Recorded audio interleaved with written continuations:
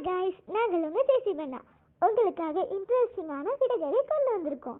வாங்க என்னன்னு பார்க்கலாம். முதல் விடுகதை. கையில்லாமல் நீந்துவான், கால் இல்லாமல் ஓடுவான், அவன் யார்? கையில்லாமல் நீந்துவான், கால் இல்லாமல் ஓடுவான், அவன் யார்? இரண்டாவது விடுகதை. எத்தனை தரம் சுற்றினாலும் தலை சுற்றும், அது என்ன?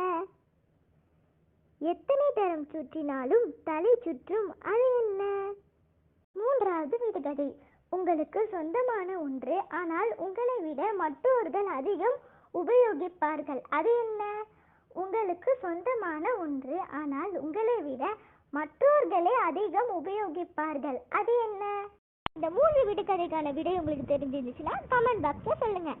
இதோட அடுத்த வீடியோவில் இதுக்கான விடையை உங்களுக்கு நாங்கள் சொல்கிறோம்.